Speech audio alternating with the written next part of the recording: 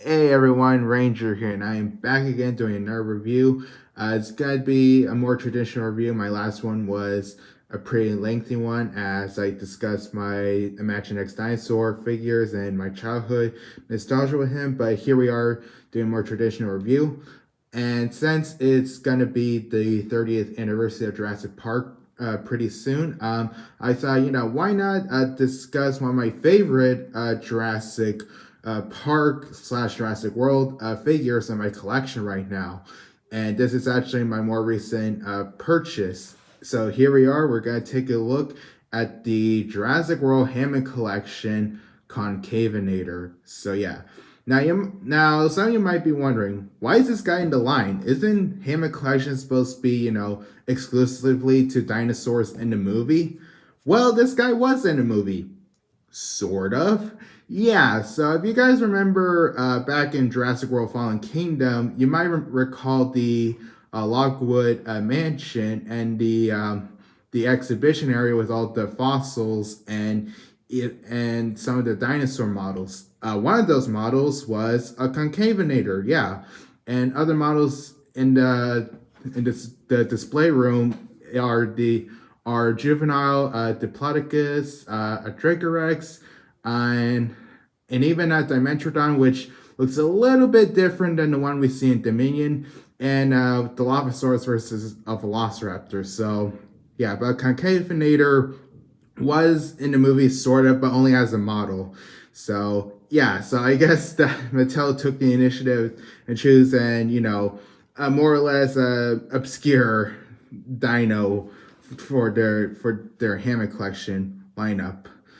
And as for the actual animal itself, Concavenator, which means Conceda, I probably butchered that name, hunter with a hump, was an early basal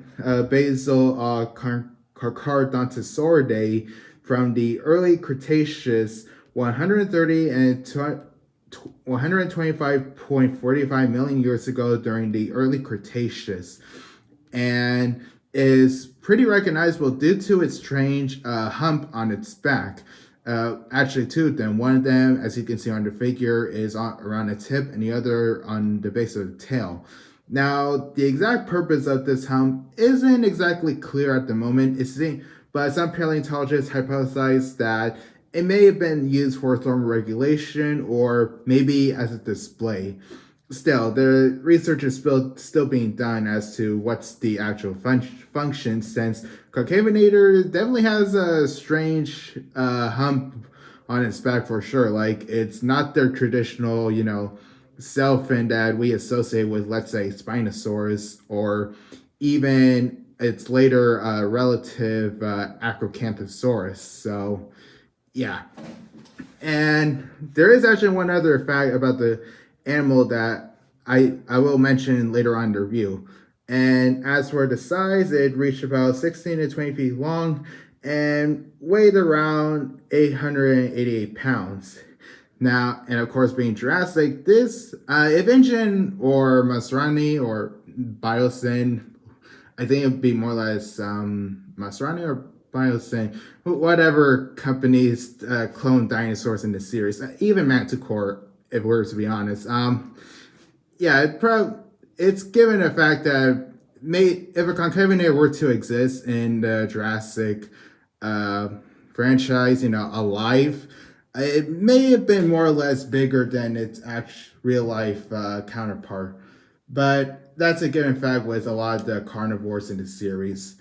But yeah, so getting on with the review. So I I think I stand by in minority that I was definitely shocked to see when this figure was announced. Like, I was initially the thought that, okay, so Hammer Collection, so it's gotta be focusing on, pretty much almost every dinosaur that appeared in the franchise, every dino and creature that made an on-screen appearance, like, they made, when they launched, there's the Parasaurolophus, the Baryonyx, and smaller version of the Velociraptor and Dilophosaurus. So basically, I tried to revamp the idea of a more articulated line for adult collectors to collect action figures and not being restricted to smaller species as with the Amber collection, which I'll bring up a comparison later on.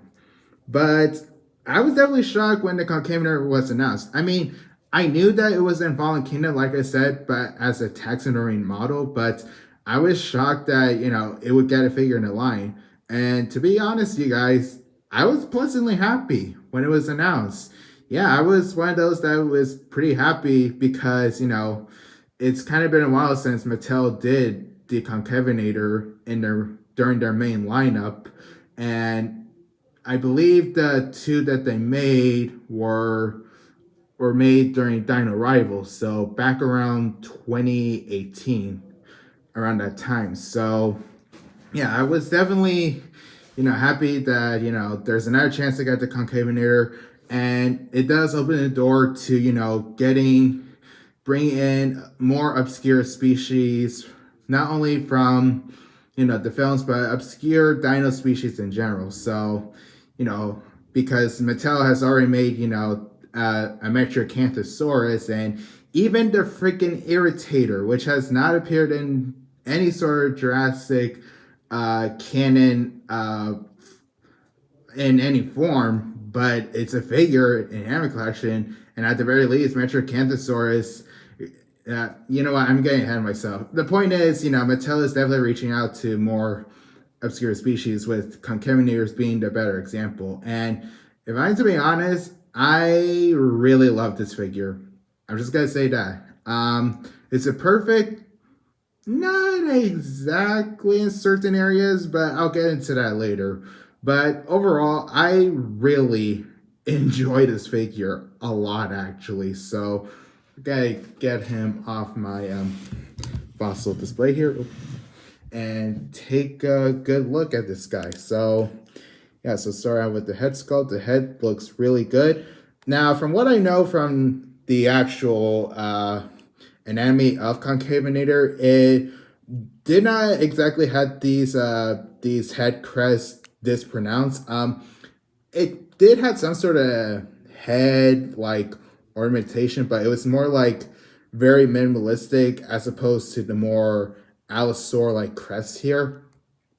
But at the same time, I can kind of understand. I mean, these crests were actually, when I was looking at an image of the model in Fallen Kingdom, it itself had these head crests. So an interesting design choice that I'm not too opposed of, since, this is a more obscure species, and, it kind of makes sense considering, Carcharodontosauridae did evolve from Allosaurus, so it makes a little bit of sense to me. So yeah, so actually want to get a good zoom in on the face so we can see all the nice scaly details. So yeah, so if you guys been collecting a lot of Hammond figures, and I should note that this is actually my first Hammond collection figure, so this is, a really good time for me to appreciate the really nice details here. And the head definitely has a lot of details. Like you can see the little small bumps and scoots all around. Definitely really nice. And this is where we get into the paint around the face. Now, I have seen some reviews, and one of the major criticisms on the Concavenator is how it has more of a printed look when compared to the rest of the body. Because, I mean, you can kind of see, it's just more of a glossy texture as opposed to the more natural paint on the body. So what I mean by printed is that, a lot of the mainline figures, print, over their eyes, and, the unfortunate quality control issues. And I had at least one figure that came with this is, really misprinted like eyes going in a different direction outside the socket. Thankfully on my Concavenator, they don't actually look too bad. They actually look pretty decent. I think maybe this one may be raising a little high, but you don't really notice it until you really get a good close look at it. So So I can understand where some are saying, and to be honest, I would have definitely preferred the more painted look on around the eye and striped around the face, because I do believe the other figures go with the more traditional paint and around the eye and head stripes. But it's not exactly a big deal for me. And so yeah, so and then moving on with the teeth, the big lipless teeth, then opening the mouth, teeth are a nice bone white color all around, and thankfully not too much, no real sloppiness whatsoever. Really nice paint. And then opening the mouth here, tell you a little bit more about any articulation. The mouth has a really nice glossy look, along with the muted pink around it. So yep, see glossiness even inside the mouth. My Concavenator, I should mention, did come with a bit of a quality control issue. This part of the head and the jaw here, the head here, the glue, it seems to be kind of failing when I first unboxed it. And it was only after I started playing around with this guy. So, I did have to super glue it. And thankfully, the super glue didn't affect the plastic too much. I did have to add in a little bit of paint, but so that's something to keep in mind for anyone that is really like nitpicky when collecting figures. I'm not one that is too nitpicky sometimes, but I do know when there's a time when to repair my figures, and the Concavenator needed some extra TLC, so keep in mind on that. So yeah. Then looking at the bottom jaw, the nice scaly texture on the lower jaw here. And then this is where we get a nice transition from the darkish greenish blue into the tannish color that goes from this part of the underjaw to the belly. Really nice transition, actually. This is really good, and something I kind of wish that a lot of other Jurassic World figures kind of do. And it would make sense. This is a more adult collector's lineup. And keep in mind, I do say adult collector, even if we look at the teeth, they are a bit rounded. Because I think Mattel knows that, even though it's specifically for adult collectors, there probably is going to be some kids that will probably handle these guys because, it's Jurassic World. So, they're making a lot of dinosaur toys. So any kids who want that. So yeah, so I know some people complain that Mattel is kind of putting back on certain aspects like this. Why not make the teeth a little bit sharper and all that? I mean, keep in mind, Mattel, they're still known for being a toy company for kids. So keep that in mind. So anyway, so now we're yammering about that. And speaking of the underbelly, we got some nice creamy texture, a nice creamy color actually along the underbelly. Really nice. One thing to note is how the paint kind of has sort of these areas where it shows the blue showing in some spots. At first, I thought it was a little bit sloppy. Admittedly, I mean, over time, it did kind of grew on me a bit. And overall, the overall paint itself is well applied overall. So, and this tan color does stop around here. And this is where we got the serial code here, 3, whatever it is. So, yep.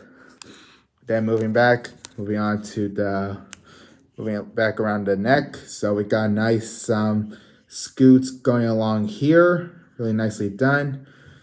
More wrinkles and folds and scales. And then we got this nice orange banding going along here that reaches this part of the waist here. And it goes for both sides. See this side, nice orange striping here along that goes onto the waist. Then it looks really nice. And I did make sure that to double check an image of the texture model from Fallen Kingdom, and I can say that the colors so far are pretty faithful to the actual model, given how it only got like a brief appearance in the movie, except for one small aspect that I'll talk to later about it later on. So yeah, so we got nice scaly textures here. Then of course we reach the rib area. You know, we got nice indication of the rib cage here.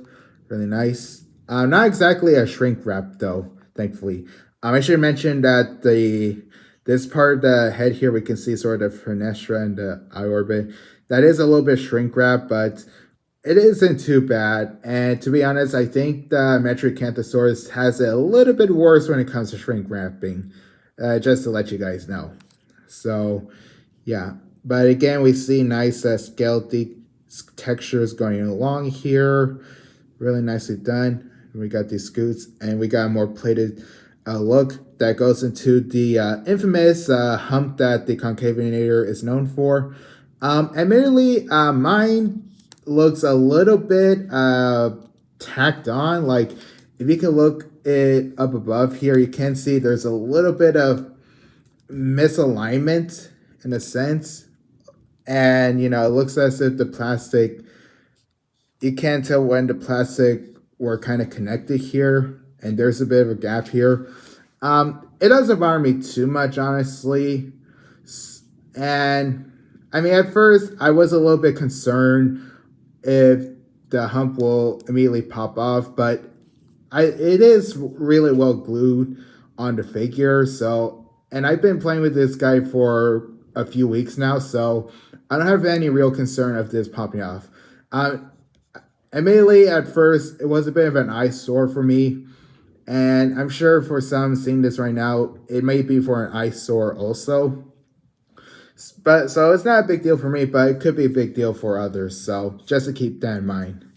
But the hump itself is, you know, really well textured. The scoots actually have a more squarish, pixelated look to make it distinguishable from the main body, which I think it works. So yeah, and then we got nice noticeable bumps along the top ridge of the hump here. And like I said, the function of the hump is somewhat unclear.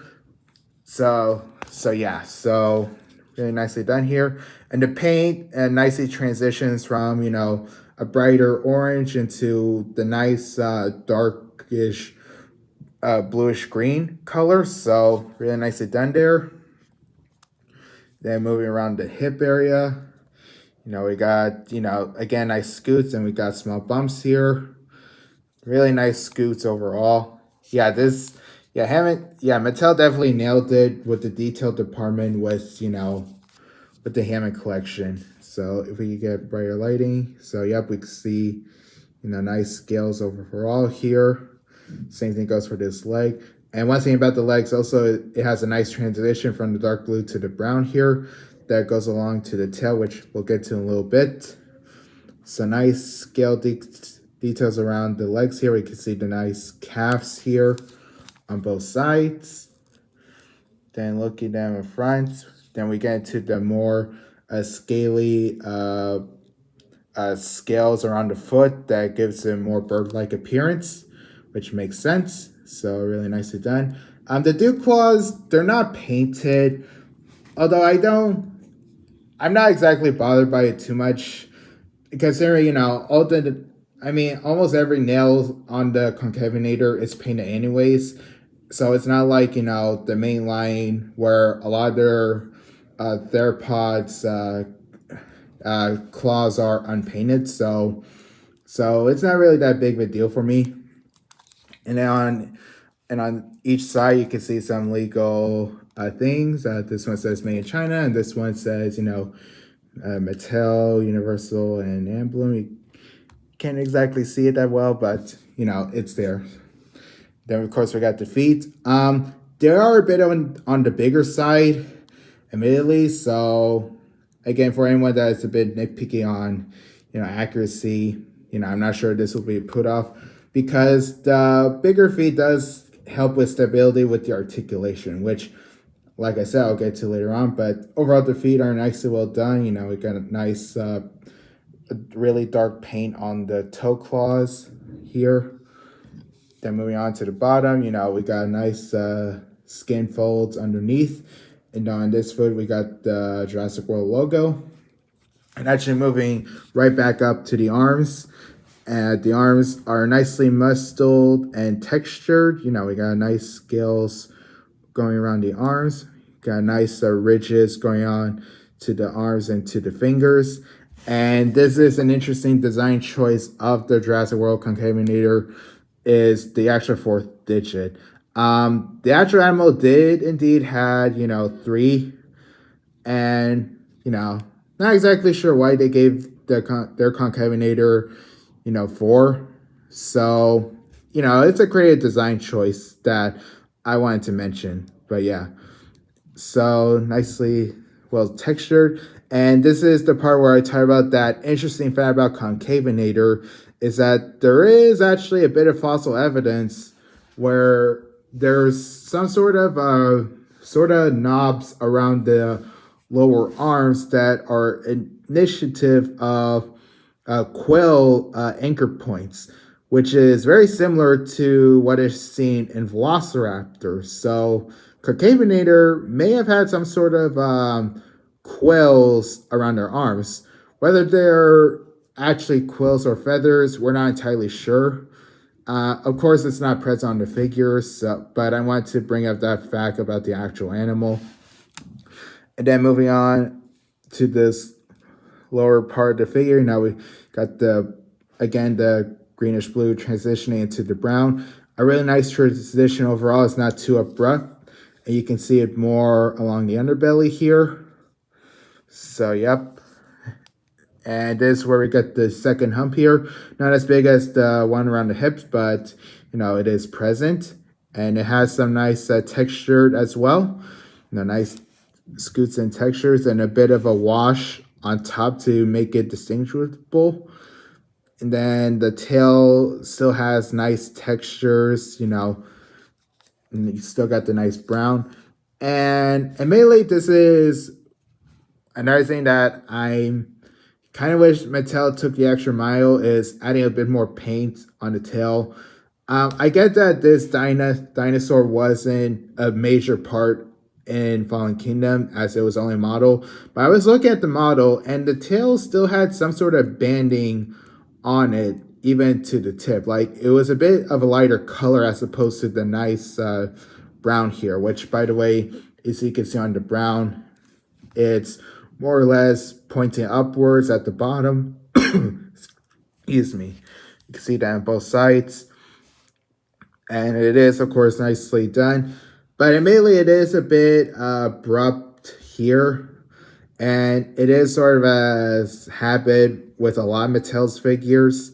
But the fact that, there's a bit of effort on paint on the tail as opposed to a lot of the mainline figures, I mean, that is saying a lot. So, not that big of a deal. And plus, I overall really like the look of the tail. It actually reminds me a lot of some modern day lizards, actually. Like, I can imagine, the more orangey tip be more, initiative of maybe like sort of like a whip function, even though it may have not have used one in real life, but just an idea that, kind of that I think of when looking at this tail. So, and of course, we got, nice scale details going along until the tip. So the tail isn't too bad. So, definitely, really glad about the texture here. So, yeah, so I think, so overall, I really do like the design choices on this figure.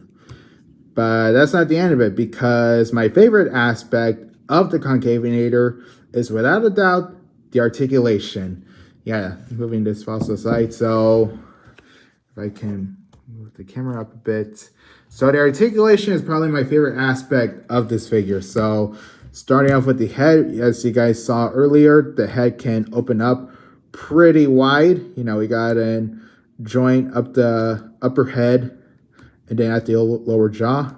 So you could get some nice poses that, nice, a lot of expression. You can have an upper jaw look running like this, or open all the way full. So that's a lot of creative possibilities, which I already did since I already took some photos and posted on Instagram. So yep. And then we got the head joint here. Can move, look this far up, this far down. So really nice, and nice thing is that you can rotate full 360. And the neck joint is really impressive. So you can actually look this far down, so it's not exactly too much, but you can look really far along with the head joint. So this Concavenator can look straight up. So that is definitely really expressive and really cool, honestly. So really nice. And of course, the head can rotate full 360. The arms, can go in and out on both arms. And like as you guys saw, it can move 360, both of them. And then the elbow joints can move up and down like this. And of course, 360, both of them, which is really nice. And the cool thing that a lot of people are getting praised to this figure and the T-Rex is the addition of wrist articulation, which is something not a lot of their bipedal figures actually have. It is, which is kind of weird. Even their later ones right now, like the Metriacanthosaurus, Corythosaurus, and Irritator, they don't exactly have the wrist articulation that this guy does, which is a bit strange. But the fact that Concavenator has it, that's definitely a plus. So the wrist can move, up and down this far, and can move 360. And the good thing about the wrist articulation is that if you're more into scientific accuracy, you can't put the arms in a way that look a little bit more, realistic in terms of position. So you won't have to see, pronated wrists all the time. So something like this. So kudos to Mattel for this wrist articulation on the Concavenator. Hopefully future Dino releases will have this. But yeah. And then we have the leg articulation. You can move them 360. And if I'm to be honest, I'm not entirely fully comfortable moving them 360. I'm just doing this for you guys. Because Mattel, at least with their theropods, do have sort of bad habit of getting a bit loose over time where they kind of droop over. That has happened with my Allosaurus, unfortunately. So I'm not willing to take that risk for the Concavenator, even though this is a more premium figure. So something to keep that in mind.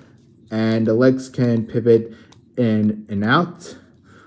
And the knees can move in and out, which is really nice. Yep, and of course, like every other joint, full 360. And around the ankle area, in and out. Like as you guys see, really full range of motion. And one thing about around the legs here is that at least these joints, and I might as well move on to the foot here, can move in and out this far and this forward. So yeah, you got a lot of expression here. One thing I should mention is there's a little bit more of a ratchet feel when moving around the legs. So, and I think that does help when it comes to posability with this figure, which I will show later on. So, and then the tail can move 360. And this is where we get a nice Benny Wire tail here. So, yeah, overall, the articulation on this Concavenator is really nice. And just to show some fun poses, if I can get them on film because I had him in this sort of position. Oh, oh. Apologies here. So yeah, you had to still have a little bit of patience, but yeah. And will he still stand? Yeah, there we go. And just gently rotating him a bit so you guys can see. He can stand on 1 foot. So that's definitely saying a lot. So yeah, so the bigger feet do definitely help with the stability when you want to put him in dynamic poses. And I think the ratchet joints do help a little bit as it adds extra security when positioning him like this and any other poses you have in mind. And just for fun, with the whole ranges around the leg, one of my more favorite positions is sort of a more relaxed, neutral pose here. So, yeah, overall, the articulation on the Concavenator helps add a lot of expression, and it is definitely well engineered for sure. So, really big props to Mattel with the effort they put into this guy. So, yeah, so putting him upright again, because moving on into one of my more favorite parts of these reviews, that is, of course, the comparisons. So yeah, so moving on with comparisons. First one we're going to start off with is everyone's favorite Little Rascal of Ankylosaur. We have Bumpy here. And I did a picture of Bumpy and the Concavenator scoring off. So, yeah, so this should give you a good idea of how big this Hammond collection figure is, and why not bring in a figure from the Dominion line. Here is the Moros Intrepides, even though this figure looks a hell of a lot different than the Moros seen in the movie.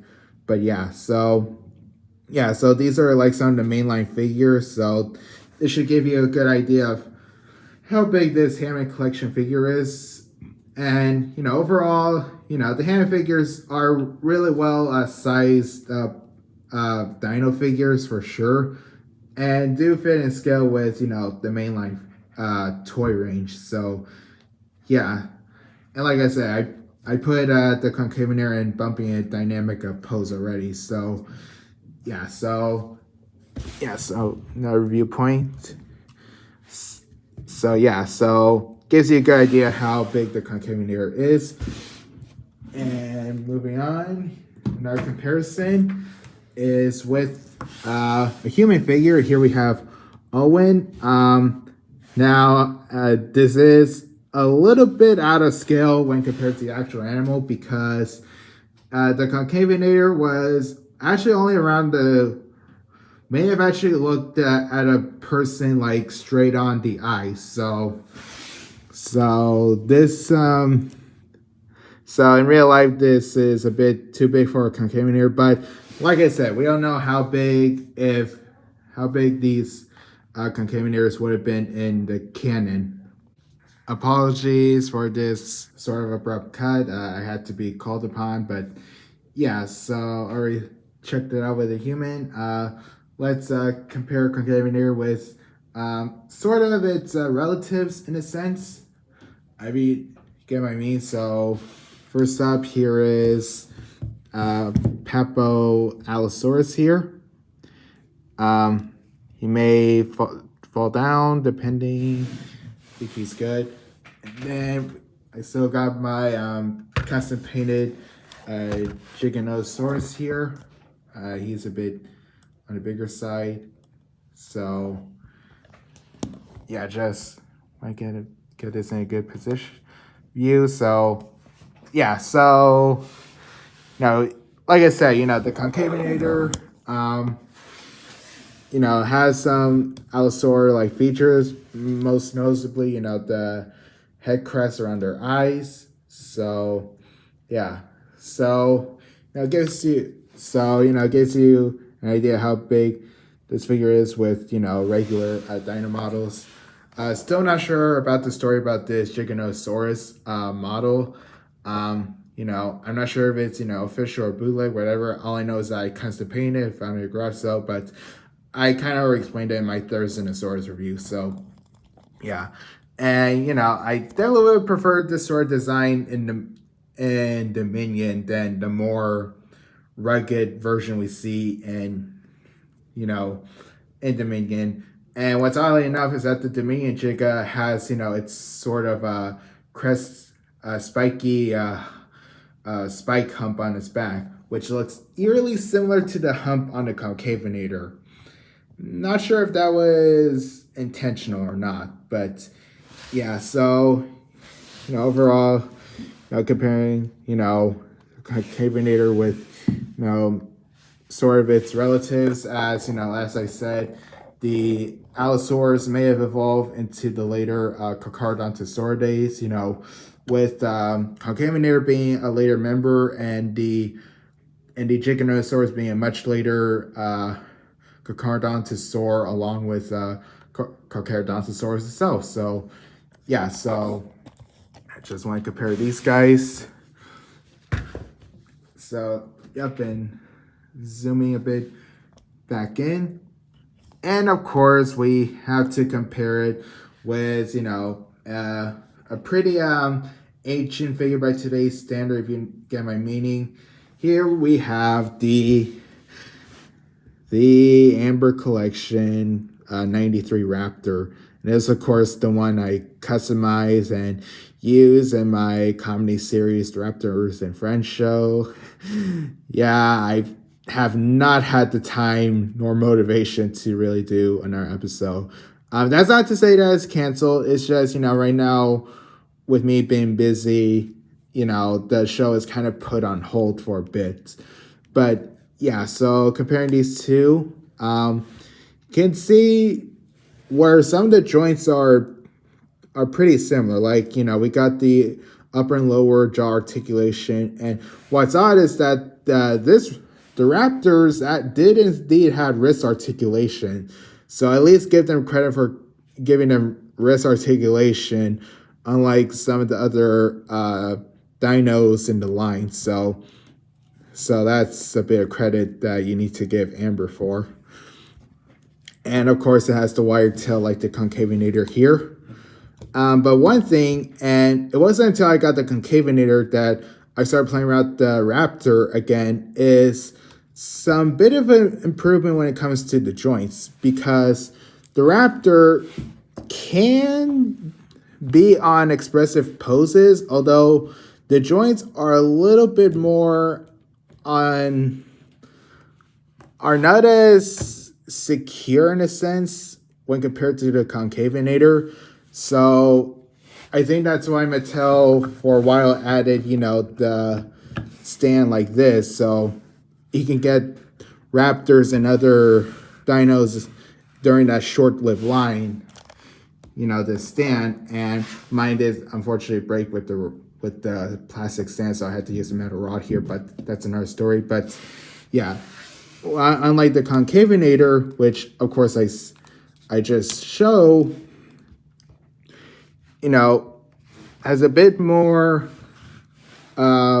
security when it comes to around the legs.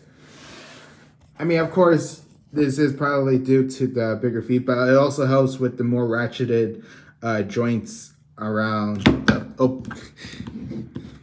party foul.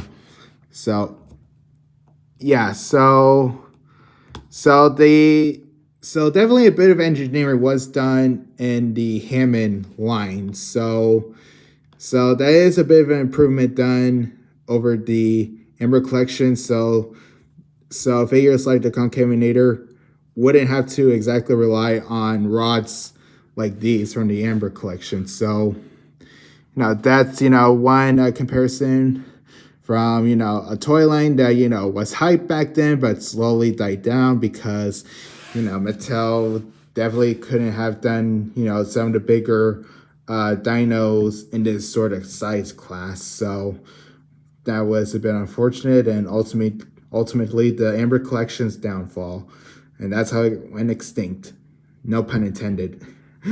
But yeah, so I think that's it for the comparisons. Put Concavenator in a more relaxing position. So, yep, and might as well put him back on my fossil display.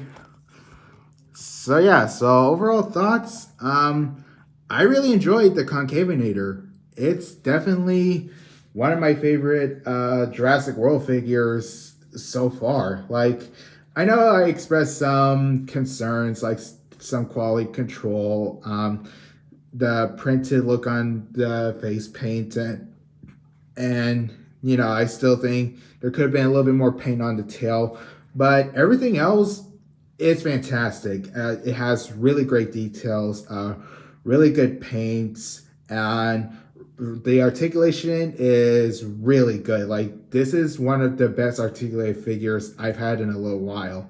Even when compared to, I want to say, some SH Monster arts that I have, I definitely feel a lot more enjoyment with the Concavenator. So I definitely really enjoyed this Concavenator. It has, really fun stability to make it really photogenic overall. So I'm really happy with this figure, and I'm definitely considering getting more from the Hammond collection. I have been eyeing on the Corythosaurus and the baby T-Rex from the Lost World, since I am a Lost World geek. So hopefully I can get those guys soon. So at least when they release in stores. So yeah, this has been my review on the Jurassic World Hammond collection Concavenator. So yeah, and hopefully I'll do another review or two before and after the 30th anniversary of Jurassic Park, because it's definitely been an exciting time for a lot of Jurassic fans. Although with me, admittedly, I've been very busy with a lot of personal life. So, hopefully I can get my momentum back and once in the future after doing some projects that I have to do. But yeah, overall, really happy with the Concavenator here. So yeah, thank you guys so much for watching. I'll see you guys next time.